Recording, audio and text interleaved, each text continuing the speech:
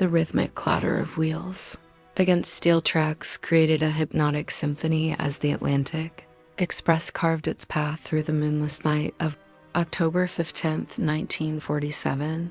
Detective Marcus Blackwood adjusted his worn leather gloves and straightened his burgundy tie, his sharp gray eyes surveying the opulent dining car with the precision of a hawk observing its prey. The amber glow of crystal chandeliers cast dancing shadows across mahogany walls, creating an atmosphere both elegant and ominous. Blackwood's weathered fingers traced the rim of his brandy snifter as he observed the 9 other passengers who shared this isolated world hurtling across the Atlantic. Each face told a story, each gesture revealed secrets, and tonight, one of them would become a murderer. Eleanor Hayes, his trusted assistant, sat beside him with characteristic enthusiasm, her notebook discreetly hidden beneath her napkin. At 30, she possessed an insatiable curiosity that had proven invaluable in their previous cases. Her auburn hair was pinned in the fashionable victory roll, and her emerald dress complemented her intelligent hazel eyes that missed nothing. "The victim sits at the head table," Eleanor whispered, her voice barely audible above the train's mechanical lullaby. She nodded toward a distinguished gentleman in his 60s, Richard Ashworth, whose silver hair gleamed under the chandeliers. The wealthy industrialist commanded attention even in silence, his presence dominating the dining car like a storm cloud gathering strength. Blackwood's trained gaze systematically cataloged each passenger, noting their subtle interactions and barely concealed tensions. The art of observation had become second nature to him over 20 years of detective work, and tonight every detail mattered. At table 2 sat Dr. Helena Morrison, a renowned psychiatrist whose reputation preceded her across 2 continents.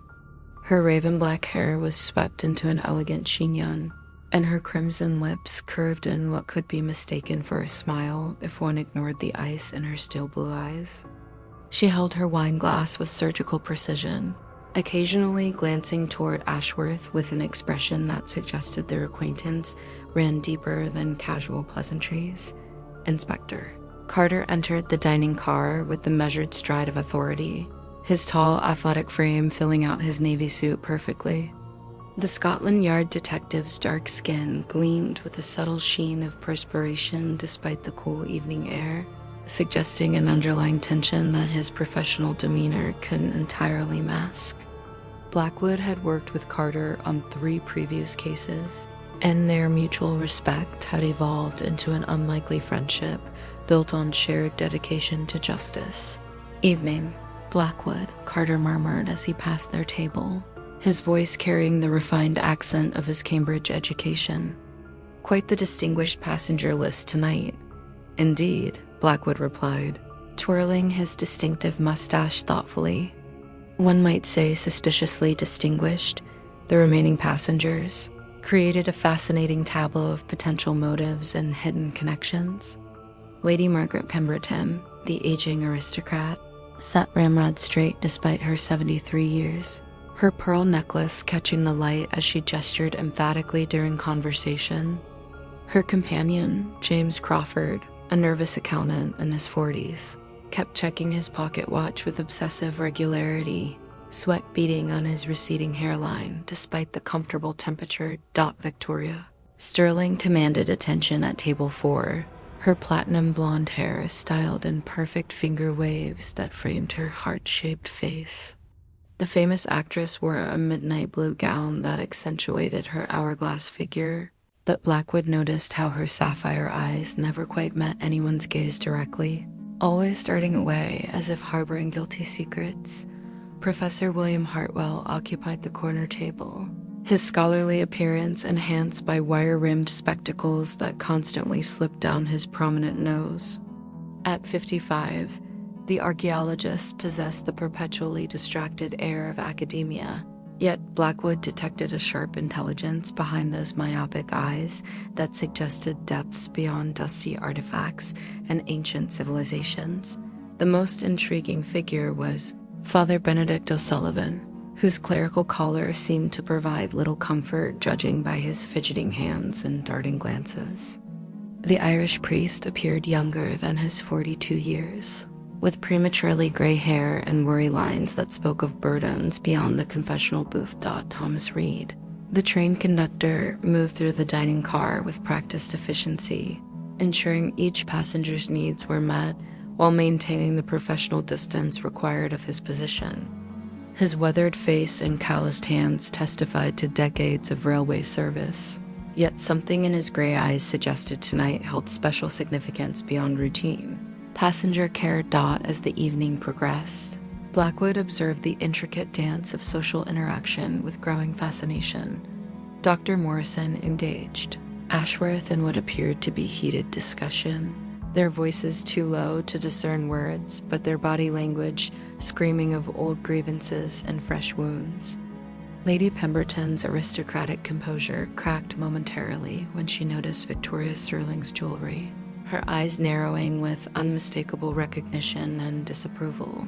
Professor Hartwell seemed genuinely absorbed in his archaeological journals, but Blackwood caught him stealing glances at other passengers with surprising frequency. Father O'Sullivan picked at his dinner with obvious distaste, occasionally pressing his fingers to his temples as if fighting an internal battle between duty and desire. James Crawford's nervous energy reached fever pitch when Ashworth suddenly stood and approached his table, leaning down to whisper something that drained all color from the accountant's already pale complexion. The brief exchange ended with Crawford nodding vigorously, his hands trembling as he reached for his wine glass. "Everyone here knows our Mr. Ashworth," Eleanor observed quietly, her pen moving across her hidden notepad with practiced stealth. "The question becomes, who has reason to wish him harm?"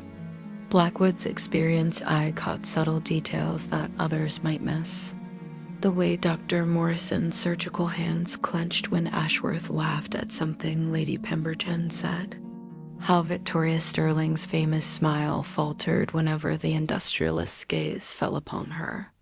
The manner in which Professor Hartwell's scholarly demeanor shifted to barely contained hostility during their brief interaction. Most telling was Father O'Sullivan's reaction when Ashworth raised his glass in a mock toast toward the priest's table. The clergyman's face cycled through emotions like a stormy sky: recognition, fear, anger, and finally, resignation. Whatever history existed between these two men, it carried the weight of damnation. The dinner service proceeded with clockwork precision, each course accompanied by carefully selected wines that loosened tongues and lowered inhibitions. Conversations grew more animated, laughter became forced, and undercurrents of tension transformed into visible streams of animosity. Blackwood noticed how Thomas Reed, the conductor, lingered near certain tables longer than necessary, his presence seeming to agitate specific passengers. When Reed approached Dr. Morrison's table, she dismissed him with a curt wave that bordered on rudeness. Lady Pemberton treated the man with aristocratic disdain, while James Crawford appeared ready to bolt from his seat whenever the conductor drew near. As the evening wound toward its conclusion, Ashworth rose from his seat with theatrical flair, tapping his knife against his crystal wine glass to command attention.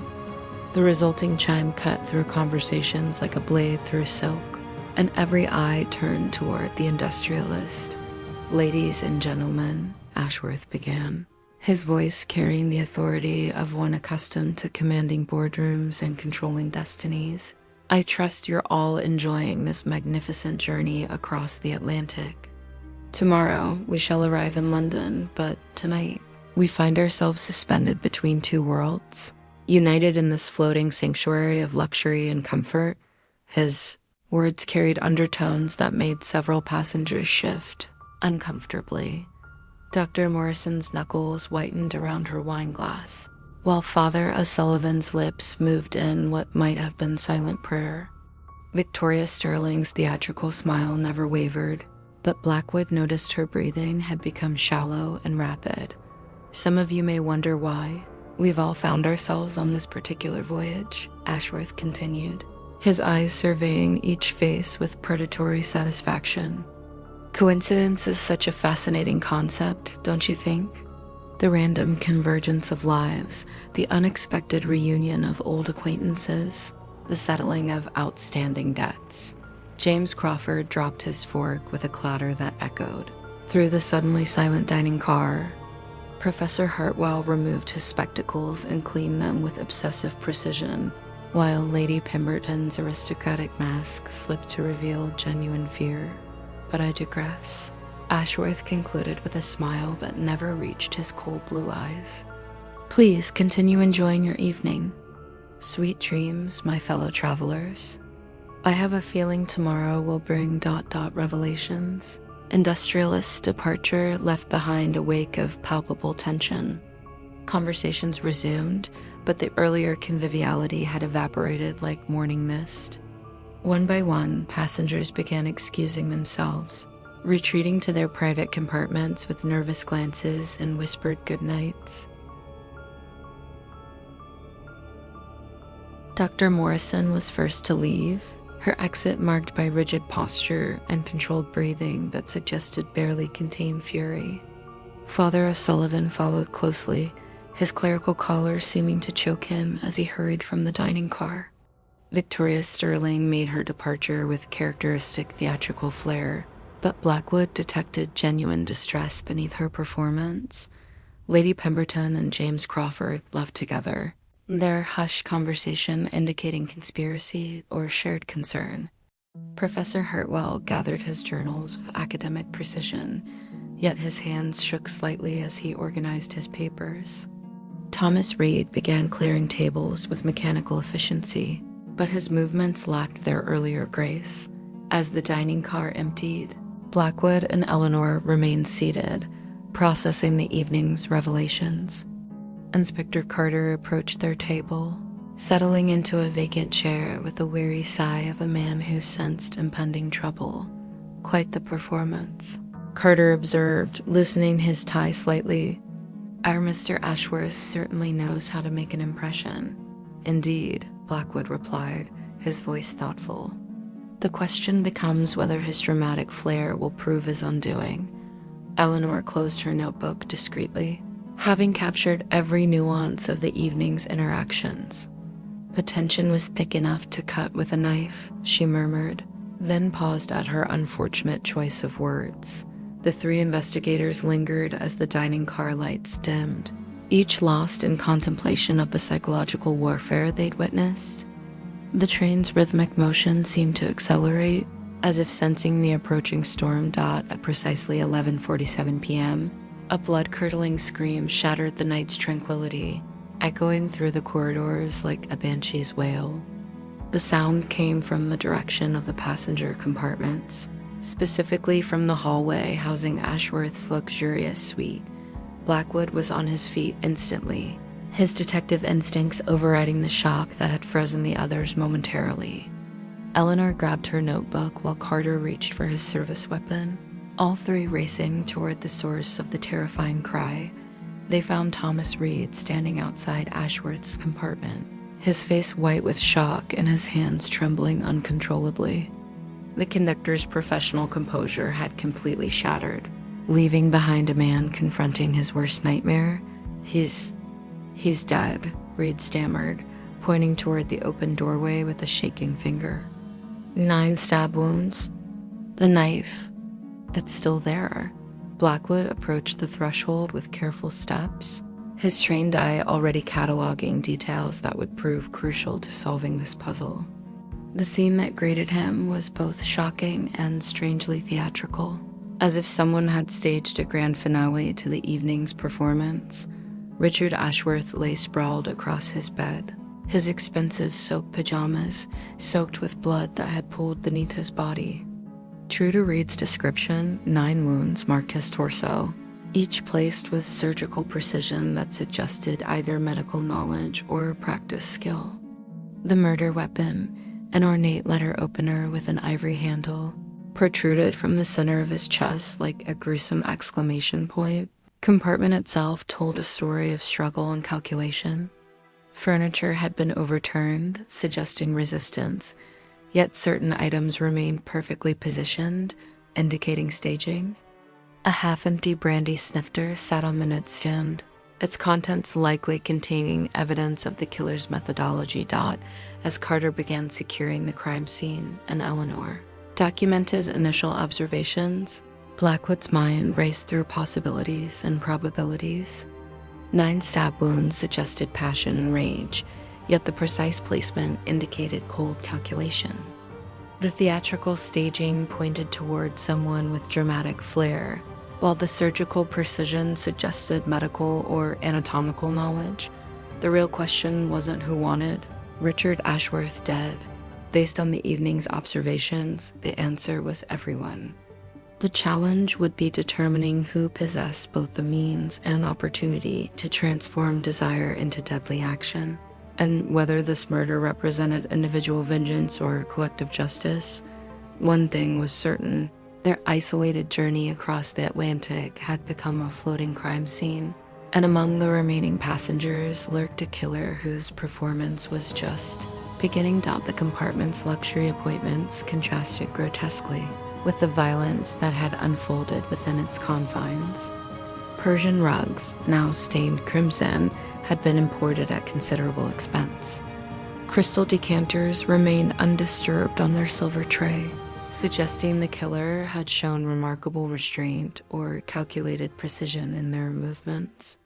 The victim's gold pocket watch lay open beside his body, its hands frozen at 11:34 p.m., marking the exact moment when Richard Ashworth's reign of terror had ended. Blackwood knelt beside the corpse, his trained eye cataloging details that would prove crucial to unraveling this mystery. The first wound, located just below the heart, had been delivered with surgical precision, a killing blow that would have rendered the victim unconscious within seconds. The remaining 8 wounds appeared to be delivered post-mortem, suggesting either a frenzy of rage or deliberate staging to mislead investigators. The letter opener itself told its own story. The ivory handle bore intricate carvings of Celtic knots, suggesting Irish craftsmanship, while the blade showed signs of recent sharpening. More intriguingly, Blackwood detected traces of a white powdery substance near the weapon's base, possibly cocaine or another pharmaceutical compound that might have incapacitated the victim before the fatal blow. Eleanor's keen observation skills proved invaluable as she documented the scene with methodical precision. Her notebook filled with sketches and measurements, capturing angles and distances that might prove crucial later. She noted the position of Ashworth's body, the pattern of blood spatter on the walls, and the curious arrangement of personal items that seemed too orderly for a struggle of this magnitude. "Marcus," she whispered, pointing toward the compartment's writing desk. "Look at this." Upon the mahogany surface lay 9 separate pieces of paper, each bearing a single handwritten word: justice, revenge, betrayal, secrets, lies, guilt, shame, punishment, and redemption. The handwriting varied dramatically between notes, suggesting multiple authors, yet the paper stock was identical: expensive stationery that matched the train's official correspondence. Inspector Carter's professional expertise complemented their investigation perfectly. His experience with violent crimes provided crucial insights into the killer's methodology and psychological profile. "This wasn't a crime of passion," he observed, examining the wound patterns with clinical detachment. The precision of that first strike, combined with the theatrical staging afterward, suggests someone with both medical knowledge and dramatic instincts. The compartment's ventilation system had been tampered with, its grating slightly askew and bearing fresh scratches around the edges. Inside, Carter discovered a small glass vial containing traces of chloroform, enough to incapacitate a man of Ashworth's size and age. The killer had clearly planned this execution with meticulous attention to detail. As they continued their examination, footsteps echoed in the corridor outside. The remaining passengers had gathered, drawn by morbid curiosity and genuine concern for their safety.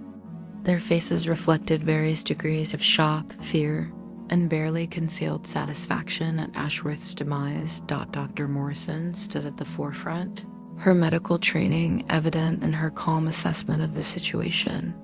"Has the body been moved?" she inquired with clinical detachment. "The blood pooling suggests he's been dead for at least 30 minutes. Possibly longer." Lady Pemberton clutched her pearl necklace with trembling fingers, her aristocratic composure finally cracking under the strain of witnessing such violence. "Who could do such a thing?" she whispered, though her eyes held secrets that suggested she knew more than she was revealing. James Crawford appeared ready to collapse, his accounting precision overwhelmed by the chaotic reality of murder. Sweat poured down his face as he mumbled incoherently about numbers and debts and consequences that couldn't be calculated on any ledger. Victoria Sterling's theatrical training served her well as she delivered a performance worthy of her stage reputation. Her gasps and exclamations of horror might have convinced lesser observers, but Blackwood noticed how her eyes remained dry despite her dramatic tears. Professor Hartwell examined the scene with scholarly interest, his archaeological expertise lending itself to crime scene analysis. "Fascinating," he murmured, studying the arrangement of evidence. "The killer possesses both artistic sensibility and historical knowledge. These Celtic carvings on the murder weapon suggest symbolic significance beyond mere convenience." Father O'Sullivan's reaction proved most interesting of all. The priest's face cycled through emotions like a man wrestling with his conscience: relief, guilt, fear, and ultimately a strange sort of peace. His lips moved in silent prayer, but whether he sought forgiveness or offered thanksgiving remained unclear. Thomas Reed, having somewhat recovered from his initial shock, provided crucial timeline information. "I completed my final rounds at 11:15, he reported with professional precision. All passengers had retired to their compartments by then. The dining car was locked and secured according to company protocol. Blackwood began formulating his investigative strategy, recognizing that time was their enemy. Once the train reached London, jurisdictional complications would arise, and physical evidence might be compromised. They had approximately 8 hours to solve this puzzle before external authorities assumed control. The detective's methodical mind cataloged the evening's observations alongside the crime scene evidence. Every passenger possessed motive for wanting Ashworth dead, yet only one had possessed the opportunity and means to execute such an elaborate plan. The challenge lay in separating carefully constructed alibis from genuine innocence, distinguishing theatrical performance from authentic emotion. Eleanor's organizational skills proved invaluable as she compiled witness statements and timeline information. Her notes revealed discrepancies in passenger accounts that warranted further investigation. Several individuals claimed to have heard unusual noises between 11:20 and 11:40, yet their descriptions varied significantly in timing and nature. Inspector Carter's authority proved essential for maintaining order and ensuring cooperation from increasingly agitated passengers. His presence provided the official weight necessary for conducting a proper investigation while the train remained in international waters. As the night deepened and the Atlantic Express continued its relentless journey toward dawn, Blackwood recognized that they faced more than a simple murder investigation.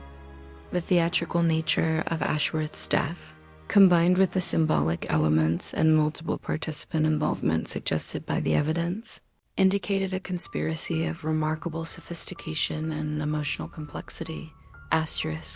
Dawn painted the Atlantic horizon with streaks of crimson and gold as Detective Marcus Blackwood began his methodical interrogation of the remaining passengers.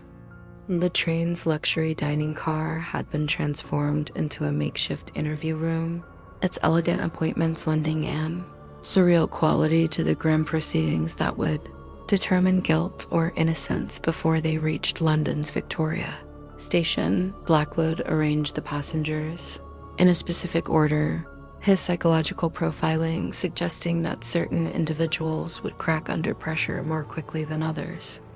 Eleanor Hayes positioned herself strategically to observe body language and micro-expressions that might reveal deception, while Inspector Carter maintained official authority to ensure cooperation from increasingly desperate suspects. Their first interview was with James Crawford, the nervous accountant whose financial expertise might have provided crucial insights into Ashworth's business dealings. The man's hands shook as he accepted a cup of coffee, his receding hairline glistening with perspiration despite the compartment's comfortable temperature. "Mr. Crawford," Blackwood began, his voice carrying the gentle authority that had proven effective in countless interrogations. "Your reaction to Mr. Ashworth's death suggests more than casual acquaintance. Perhaps you could illuminate the nature of your relationship?" Crawford's eyes darted between the three investigators like a cornered animal seeking escape. His accounting precision seemed to abandon him as he struggled to formulate coherent responses. Richard ... Mr. Ashworth. He was a client. Financial consulting, you understand. Nothing more than professional obligations. Eleanor's pen moved across her notepad, capturing not just words, but the subtle tells that betrayed deception. Crawford's left foot tapped an anxious rhythm against the floor, while his right hand repeatedly touched his temple in a self-soothing gesture that suggested overwhelming stress. "According to our observations," Blackwood continued, "Mr. Ashworth approached your table during dinner with what appeared to be urgent communication. The conversation left you visibly distressed. What did he tell you?" The accountant's facade crumbled like poorly constructed architecture under earthquake pressure. Tears began streaming down his pale cheeks as 20 years of guilt and shame finally found voice. "He knew," Crawford whispered, "about the embezzlement, about the accounts I'd been skimming. He had documentation, evidence that would have destroyed my career and sent me to prison." Carter leaned forward with professional interest. "How much money are we discussing, Mr. Crawford?" £47,000, came the barely audible confession.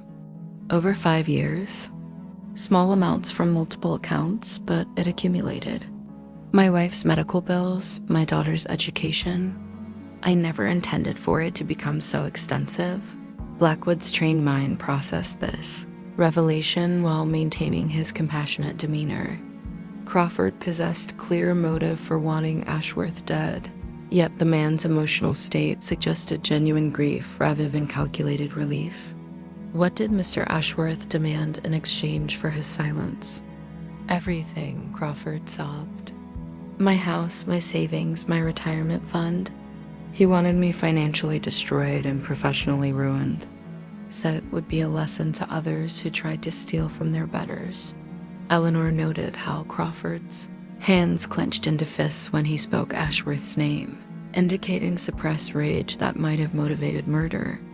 Yet his timeline alibi remained solid. He'd been seen in a lavatory between 11:25 and 11:35, confirmed by Thomas Reed's observations during his evening rounds. Their next interview focused on Victoria Sterling, whose theatrical background made her potentially dangerous as both suspect and witness. The actress entered the dining car with characteristic dramatic flair, her silk robe flowing like liquid moonlight as she settled into the leather chair with practiced grace. "Detective Blackwood," she purred, her voice carrying the trained projection of years on London's West End stages. What a deliciously morbid way to begin our morning. Though I must say, Richard's final performance lacked his usual subtlety. Blackwood studied her carefully constructed persona, searching for cracks in the facade that might reveal authentic emotion. Sterling's beauty was undeniable, but her eyes held the calculating intelligence of someone accustomed to manipulating others through charm and performance. "Miss Sterling, your history with the deceased appears complex. Perhaps you could clarify the nature of your relationship with Mr. Ashworth. The actress's laugh carried bitter undertones that contrasted sharply with her radiant smile. Richard was my patron, shall we say. He financed several theatrical productions, including the revival of Macbeth that established my reputation. Of course, his generosity came with certain ... expectations. Eleanor's pen hesitated momentarily as she processed the implications of Sterling's revelation. The actress's demeanor suggested a relationship that had evolved from professional to personal, possibly against her will. These expectations, Carter interjected with professional delicacy, did they extend beyond financial arrangements? Sterling's mask slipped for just an instant, revealing genuine pain beneath the theatrical performance. Richard believed that financing art gave him ownership of the artist. He was wrong, but convincing him required considerable ... negotiation. Blackwood detected layers of meaning in her carefully chosen words. Sterling possessed both motive and theatrical skills necessary for staging such an elaborate murder, yet her alibi seemed solid. She'd been seen writing in her journal in the observation car until 11:45. Well, after the estimated time of death took Professor William Hartwell proved their most intellectually challenging interview. His archaeological expertise lending itself to careful analysis of evidence and methodology. The scholar entered with academic precision, carrying several leather-bound journals that never seemed to leave his possession. Professor Blackwood began, your scholarly background in ancient civilizations might provide unique insights into the symbolic elements of Mr. Ashworth's murder. The Celtic letter opener, the ritualistic arrangement of evidence, do these suggest specific cultural or historical significance? Hartwell removed his wire-rimmed spectacles and cleaned them with obsessive attention to detail. Indeed, detective. The Celtic knot carvings represent eternal interconnection, appropriate symbolism for a murder involving multiple participants with interconnected motives. The 9 wounds correspond to ancient Irish traditions of ritualistic justice. Eleanor's hand moved rapidly across her notepad as she captured Hartwell's observations. The professor's knowledge seemed suspiciously specific, suggesting either extensive research or direct involvement in planning the murder's theatrical elements. Your expertise appears remarkably applicable to our current situation, Carter observed. Have you encountered similar symbolism in your archaeological work? Celtic burial rituals from the 8th century, Hartwell replied with scholarly enthusiasm. When communities sought justice against those who'd wronged multiple members, they would conduct ritualistic executions incorporating symbolic elements representing each victim's grievance. Blackwood filed this information while studying the professor's demeanor. Hartwell exhibited the passionate intensity of academia, but beneath his scholarly exterior lurked something darker, a personal investment in justice that transcended intellectual curiosity. Professor, what was the nature of your relationship with Mr. Ashworth? The question triggered a transformation in Hartwell's measured composure. His hands clenched around his journals while his voice carried decades of accumulated bitterness. Richard destroyed my career 20 years ago. I had discovered artifacts in Egypt that would have revolutionized our understanding of ancient Mediterranean trade routes. He used his influence to discredit my findings and steal credit for my discoveries. Dr. Helena. Morrison's interview revealed the most complex psychological landscape they'd encountered. The psychiatrist entered with clinical composure that masked churning emotional undercurrents, her medical expertise making her uniquely qualified to execute such a precisely planned murder. Dr. Blackwood began, your medical training provides insights into the killer's methodology, the surgical precision of the fatal wound, the use of chloroform for incapacitation. These suggest professional knowledge. Morrison's steel-blue eyes assessed each investigator with the calculating intelligence of someone accustomed to analyzing human psychology. Any competent medical professional could have executed such techniques, detective. The question becomes, who possessed both the knowledge and emotional motivation to transform theory into lethal practice? Her deflection intrigued Blackwood, suggesting defensive mechanisms that might indicate guilt or simply professional caution. Morrison's relationship with Ashworth appeared complex, involving both professional collaboration and personal conflict. Your conversation with the deceased during dinner appeared heated, Eleanor observed. What was the subject of your discussion? The psychiatrist's professional mask flickered momentarily, revealing genuine anguish beneath her clinical exterior. Richard was blackmailing several of my patients. He'd obtained confidential medical records through illegal means and was using personal information to manipulate vulnerable individuals for financial gain. Carter leaned forward with renewed interest. That's a serious breach of medical ethics. Did you report these activities to appropriate authorities? Richard owned appropriate authorities, Morrison replied bitterly. His wealth and influence rendered traditional justice meaningless.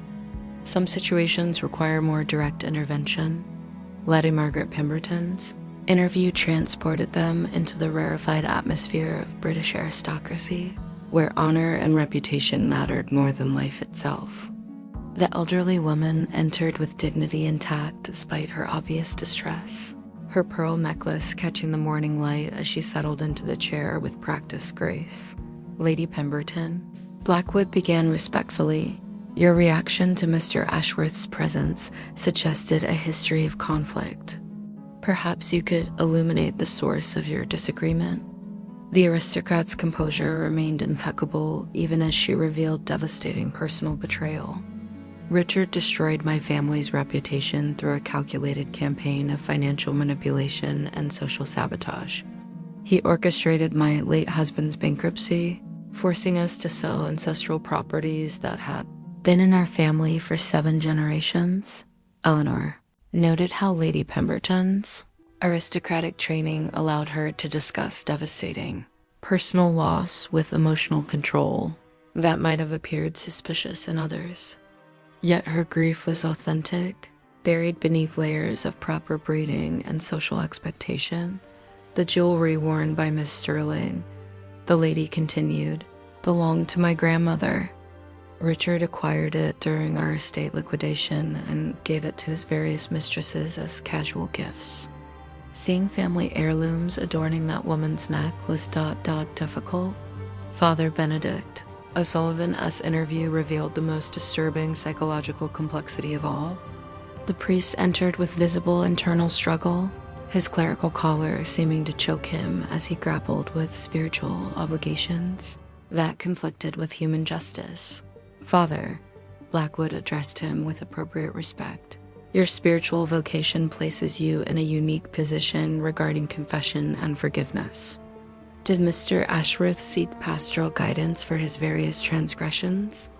O'Sullivan's hands trembled as he struggled with professional confidentiality versus moral obligation. The seal of confession prevents me from revealing specific details, detective, but I can say that Richard's soul was burdened with sins that transcended ordinary human failing. Priest's anguish was palpable as he continued. He confessed to destroying lives through calculated cruelty, to finding pleasure in others' suffering, to using his wealth and power as instruments of persecution rather than tools for good. Yet he felt no genuine remorse, no desire for redemption. Carter's professional experience with religious witnesses helped him navigate the delicate balance between spiritual obligation and legal necessity. Father, did you believe Mr. Ashworth was capable of genuine repentance? Evil wearing the mask of respectability, O'Sullivan whispered. Richard took confession not for forgiveness, but to catalog his sins like trophies. He wanted someone to know the full extent of his cruelty, to appreciate the artistry of his destruction. Thomas, Reed's final interview provided crucial timeline information and revealed the working class perspective on Ashworth's systematic cruelty. The conductor's weathered face showed the strain of decades serving passengers while maintaining professional dignity. Despite personal cost, Mr. Reed, Blackwood began. Your position provides unique insights into passenger behavior and timeline accuracy. Walk us through your evening routine after dinner. Service. Reed's professional training showed in his precise recollection of events and timing. Completed final service rounds at 11:15. All passengers had retired to their compartments. Checked door locks and security protocols according to company standards. Heard raised voices from Mr. Ashworth's compartment around 11:25, but conflicts weren't unusual with that gentleman. Eleanor captured every detail of Reed's timeline, noting discrepancies that might prove crucial. The conductor's alibi appeared solid, yet his personal investment in the investigation suggested deeper involvement than mere professional duty. Your employment history with the railway spans 30 years, Carter observed. Have you encountered Mr. Ashworth on previous journeys? Reed's professional composure cracked slightly, revealing accumulated resentment from decades of service. Richard Ashworth cost me 2 promotions and nearly ended my career. He complained about my service to railway management, claiming I'd been insolent when I refused to participate in his harassment of female passengers. As morning light strengthened outside the train windows, Blackwood compiled their interviews into a comprehensive psychological profile of both victim and potential killers. Every passenger possessed compelling motive for wanting Ashworth dead, yet the precision and coordination required for this murder suggested collaboration rather than individual action. Asterisk. The evidence pointed toward a conspiracy of remarkable sophistication, where 9 individuals with interconnected grievances had possibly coordinated the ultimate act of collective justice. The challenge lay in determining who had served as architect for this elaborate plan and whether they faced 1 killer or 9. Eleanor's organizational skills proved invaluable as she cross-referenced timeline information with physical evidence and witness statements. Discrepancies emerged that suggested careful coordination between multiple participants, each playing specific roles in an elaborate performance designed to confuse investigators and distribute guilt among all conspirators. Inspector Carter's experience with complex criminal enterprises helped him recognize patterns of organized deception. The theatrical staging, symbolic elements, and coordinated alibis suggested months of careful planning involving extensive knowledge of each participant's skills and psychological profile. As the Atlantic Express continued its relentless journey toward London, Blackwood recognized that they faced more than a traditional murder investigation. This was performance art elevated to its ultimate expression, where the boundary between justice and revenge had been deliberately obscured by masterful planning and flawless execution. The approach to London's Victoria Station cast long shadows through the train's windows as Detective Marcus Blackwood prepared for the most challenging moment of his distinguished career. The luxury dining car had been arranged like a theater, with all 8 remaining passengers seated in a precise semicircle facing the detective, who would soon expose decades of carefully hidden truths. Eleanor Hayes positioned herself near the exit, her notebook filled with 3 days' worth of observations that would soon coalesce into irrefutable evidence.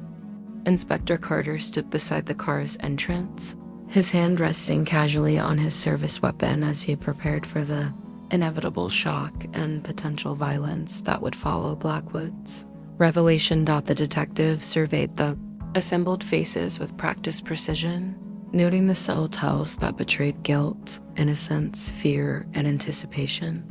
Each passenger wore a mask of expectation, believing themselves safe behind carefully constructed alibis and years of perfect deception. They were about to discover how thoroughly their performance had been analyzed and decoded.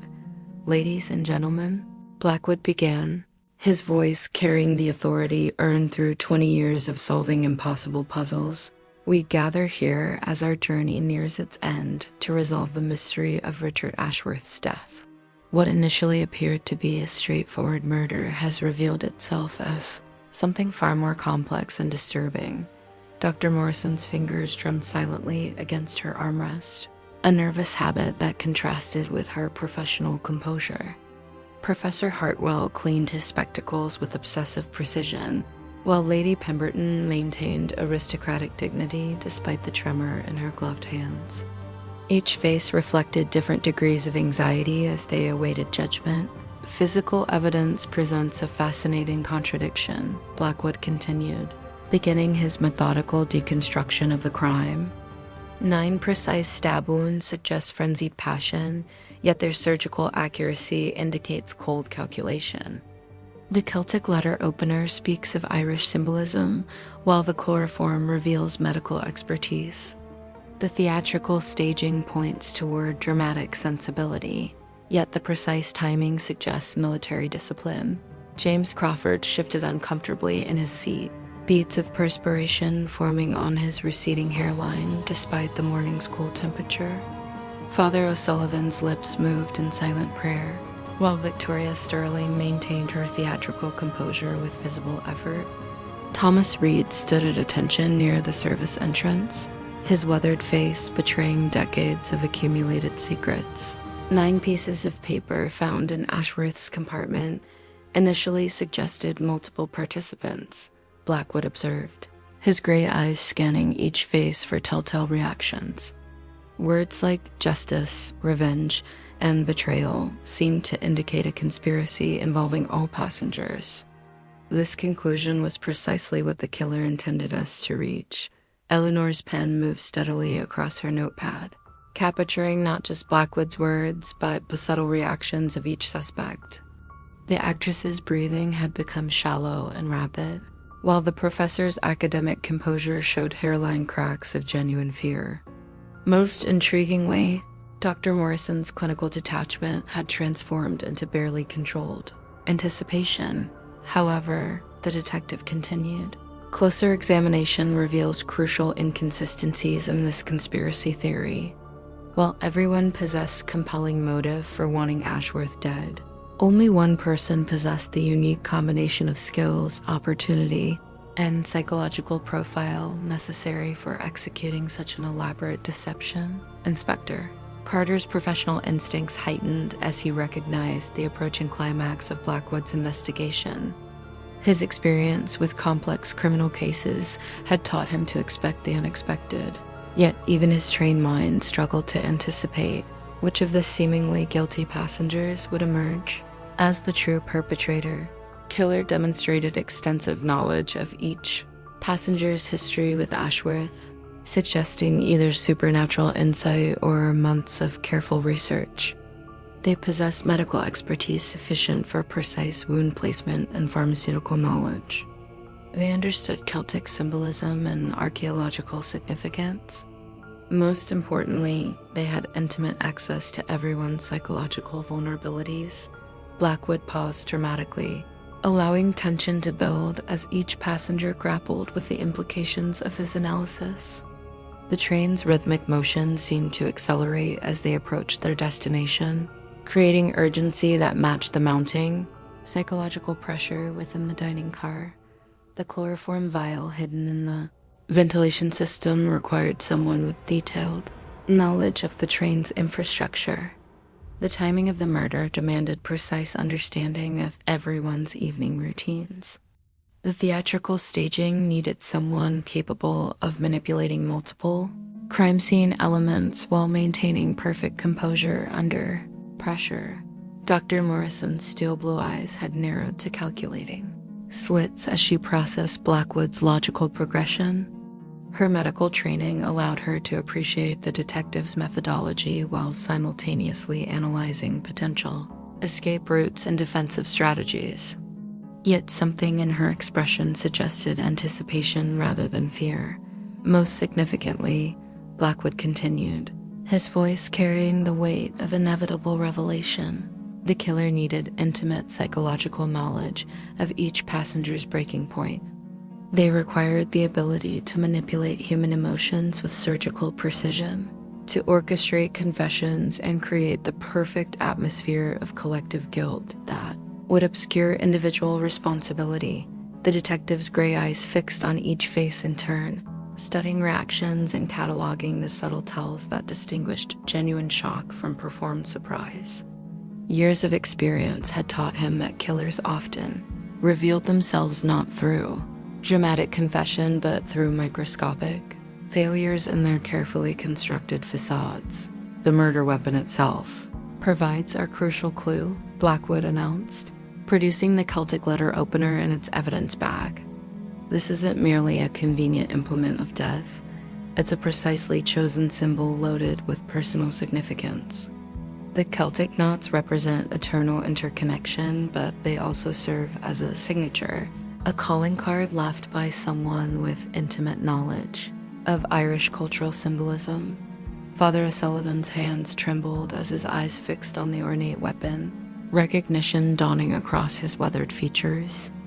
The priest's clerical collar seemed to tighten around his throat as decades of carefully buried secrets threatened to surface under the detective's relentless analysis. This letter opener belongs to you, doesn't it, Father O'Sullivan? Blackwood asked quietly, his voice carrying compassionate understanding rather than accusatory harshness. It was blessed by your predecessor in County Cork, a gift marking your ordination 25 years ago. You've carried it through every parish assignment, every crisis of faith, every moment when you questioned whether divine justice was sufficient for earthly sins. Priest's emotional dam burst with devastating force. 25 years of suppressed rage and moral anguish pouring forth in a torrent of confession that shocked even Blackwood with its raw intensity. He destroyed everything sacred, O'Sullivan sobbed, his Irish accent becoming more pronounced as emotional barriers crumbled. Not just lives, but souls. He took pleasure in corruption, in watching good people break under his cruelty. Eleanor's hand moved rapidly across her notepad, capturing every word of the confession while maintaining professional composure despite the emotional devastation unfolding before them. The priest's anguish was palpable, transforming the luxury dining car into a confessional where 25 years of accumulated guilt finally found voice. Richard came to me for confession, not seeking forgiveness, but demanding validation, O'Sullivan continued, his voice breaking with remembered horror. He described his victim's suffering in exquisite detail, savoring every broken promise, every destroyed dream. He wanted me to appreciate the artistry of his cruelty. Inspector Carter stepped forward slightly, recognizing the need for official intervention while respecting the sacred nature of the priest's confession. His experience with religious witnesses had taught him the delicate balance between spiritual obligation and legal necessity. But you didn't act alone, did you, Father? Blackwood asked gently, his tone carrying understanding rather than accusation. The complexity of this murder, the precise coordination required, you had help from someone with complementary skills. The priest's tear-filled eyes turned toward Dr. Morrison, whose clinical composure had finally cracked to reveal the calculating intelligence that had orchestrated this elaborate conspiracy. The psychiatrist's steel-blue gaze met O'Sullivan's with a mixture of professional pride and personal satisfaction. Dr. Morrison, Blackwood continued, his logical progression inexorable as mathematical proof. Your psychiatric expertise provided the psychological framework for this elaborate deception. You analyzed each passenger's vulnerabilities, predicted their reactions, and designed a scenario where collective guilt would obscure individual responsibility. Morrison's transformation was remarkable. To witness the professional mask dissolving, to reveal the brilliant criminal mind that had orchestrated months of planning. Her voice carried the calm satisfaction of someone whose masterpiece had finally been recognized and appreciated. Benedict came to me 6 months ago, she admitted with clinical detachment. Tortured by Ashworth's confessions, desperate for guidance in dealing with a soul beyond redemption, traditional therapy proved insufficient for someone whose evil transcended ordinary human failing. The psychiatrist's explanation unfolded with the precision of a medical lecture, revealing the intricate psychology behind their collaborative murder. We spent months analyzing Ashworth's victims, documenting his systematic cruelty, and designing appropriate justice for crimes that law couldn't touch. Blackwood nodded with professional appreciation for their methodology, even as he prepared to expose the final layers of their deception. You selected this particular journey because you knew every passenger would be someone Ashworth had destroyed. You orchestrated their presence through careful manipulation, anonymous tips about business opportunities, theatrical auditions, archaeological conferences. Eleanor's organizational skills allowed her to trace the complex web of manipulation that had brought 9 victims together in a floating prison with their tormentor.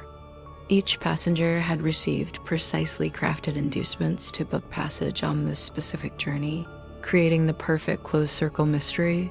The 9 stab wounds weren't random violence. Morrison continued with academic enthusiasm. That symbolic representation of each victim's grievance.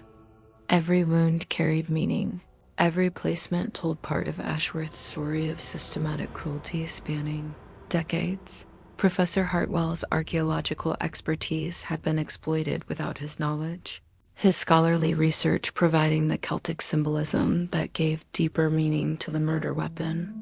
Victoria Sterling's theatrical background had inspired the crime scene staging, while James Crawford's accounting precision had been reflected in the methodical timing. But the truly brilliant element, Blackwood observed with grudging admiration, was the psychological manipulation that followed. You orchestrated everyone's confessions, guided their emotional responses, and created the perfect atmosphere of collective guilt that would make individual prosecution nearly impossible. Dr. Morrison's smile carried the cold satisfaction of professional achievement. Each passenger believes themselves complicit in Ashworth's death. Their confessions of motive, their relief at his destruction, their willingness to protect each other, all precisely calculated psychological responses to elaborate manipulation.